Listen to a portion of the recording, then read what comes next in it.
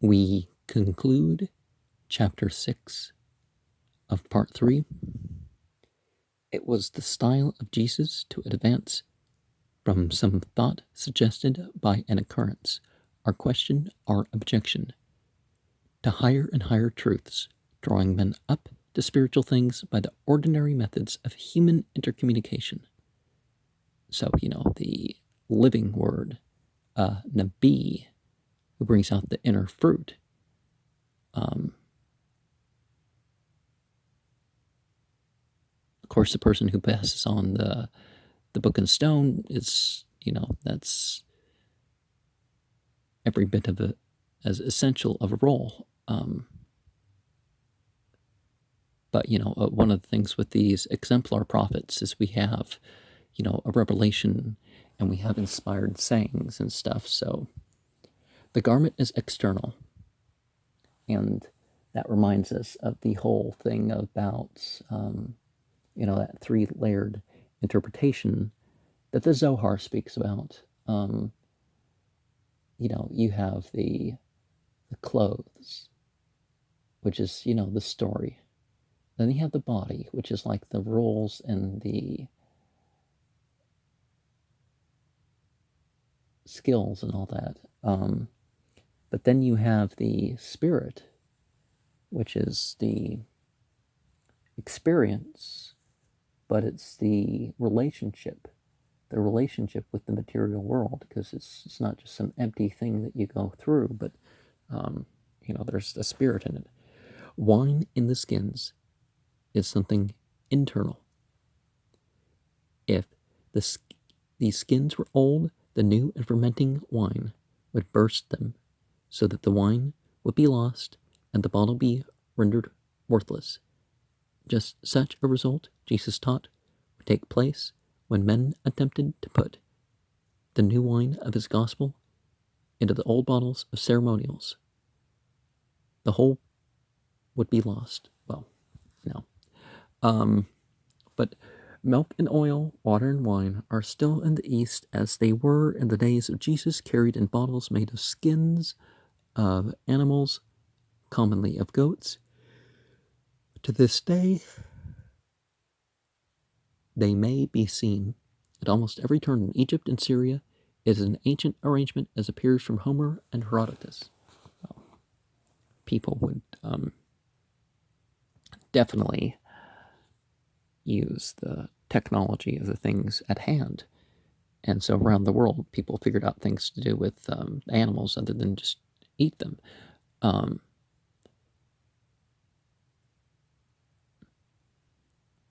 Very early men tried to hold the living spirit of Christianity and the dead body of Pharisaic Judaism.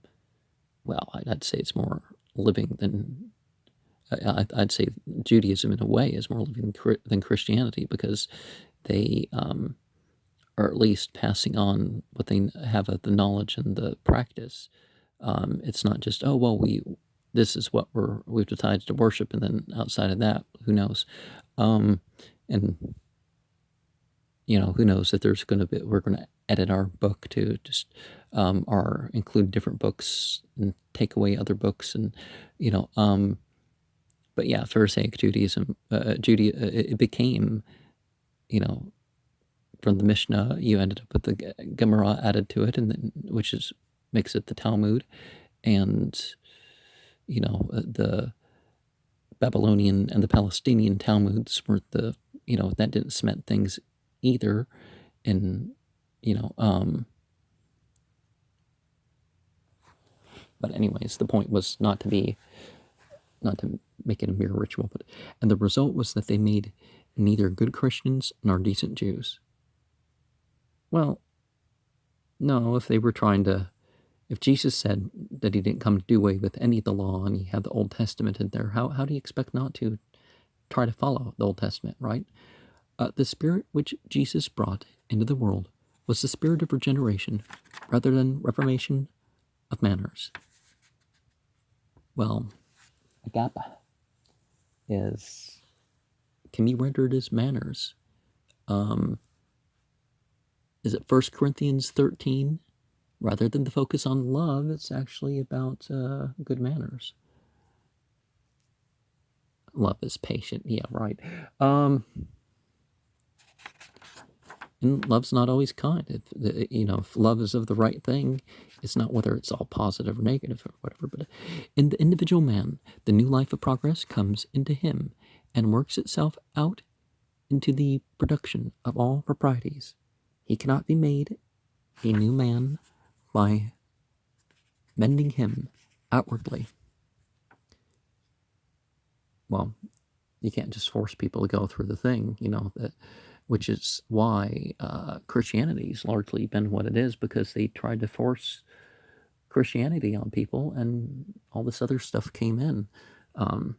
They don't celebrate Samhain; they celebrate Halloween the week before, and various things. But if any attempt to confine the current of the gospel within the banks of certain prescribed forms, all good results will be lost. No, any good or truth that you have, that's not going to be lost with God. And certainly, if you keep to the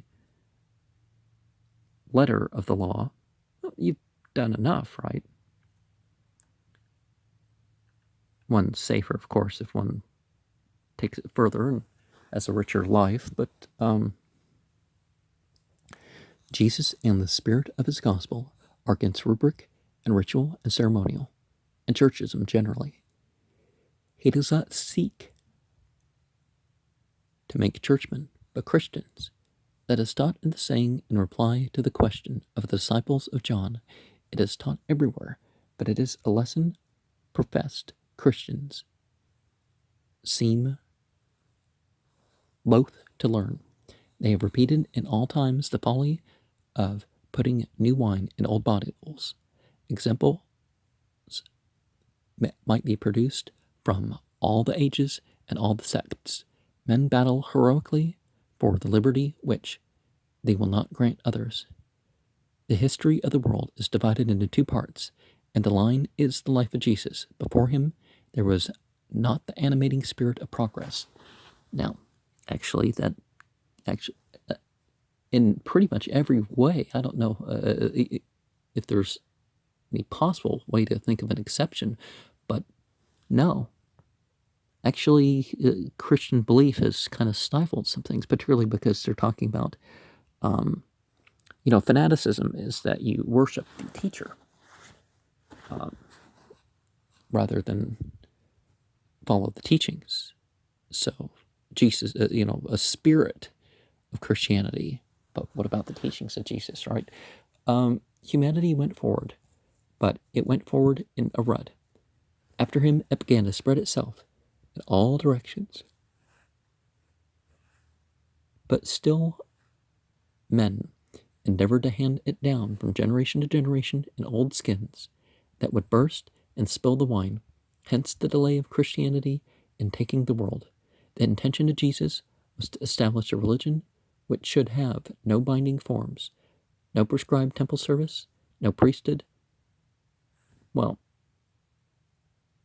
not temple service and priesthood in the fact of, professional priest and only from a certain people, and things were sort of open, more like that, and not this tribal temple stuff, but nothing of the old, but be new and in spirit and reside in the hearts of men, and this we find frequently set forth in his teachings. It was the flinging away of the old models which has made modern times so progressive. It is the powerful influence of Jesus which helps men to do broad, great, good things, even if it be objected that they are not old things. Well, what good and truth did Christianity bring is a question, especially if you compare it to Judaism alone. What, it was such conduct as this and such teaching that brought against him the wrath of scribes and Pharisee, a priest and Levite. If he had been content to put his new wine in their old bottles, they would have been ready for the arrangement. But so great was his spirit, and so far-seeing his indescribably clear intellect, that he never for a moment yielded to denominationalism and sectarianism. He knew what the result would be. He knew that he had not come into the world merely to reform the Jewish church. Now, it's not appropriate to call something a church if they don't worship some sort of hero, because Kirk is the origin for our word for church, not ecclesia, but Kirk, which means hero shrine. And that thing in the Bible where we all church, usually it's ecclesia, so it's a public gathering that's not just immediate family, right? So it was even more restrictive, these Pauline things they say about women. But of course, Pauline and Jesus based teaching on exactly the same thing. He had come to emancipate and regenerate the ages and to save the world. He flung the glove down to the church then existing, and the result was that he was finally murdered. Well, if anybody was killed in the story, the guy storming the temple and doing violence there, that would have been why. And it would have had nothing to do with religious beliefs, but, and